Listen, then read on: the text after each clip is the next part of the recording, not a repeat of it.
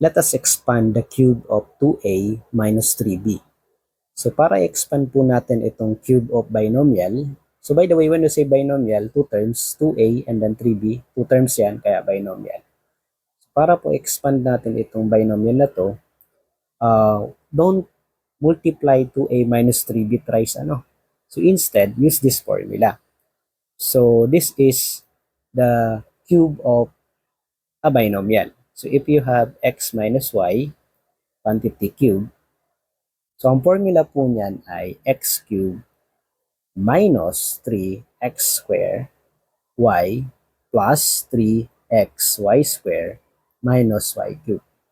So madali lang po siyang masaulo ano. So alternate lang, and of course yung last term niya is minus. Makikita naman yan dito, di ba?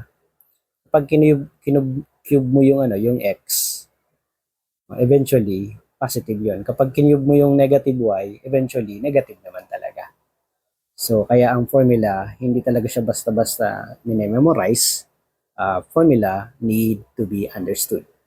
So anyways, so to expand 2a minus 3b, quantity cube, so kumbaga po, ang x natin dyan ay yung 2a at yung y natin ay yung 3b.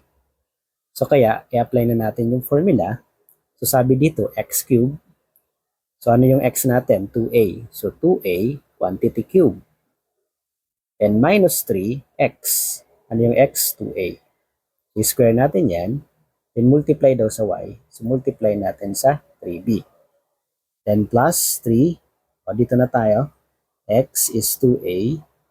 Tapos multiply natin sa y square. So 3b quantity square. Minus y cube. Yung y natin ay 3b. Cube natin yon. So ngayon, i-distribute natin yung exponent na yan. So 2 cube a cube minus 3 times 2 square a square. Tapos mamaya na natin yung 3b ano, multiply. Isa-isayin muna natin. So this is 3 times 2a tapos 3 square b square. Din-distribute muna natin yung ano na, yung exponent, 3 cube b cube. Okay? So 2 cube is 8, 2 times 2 times 2.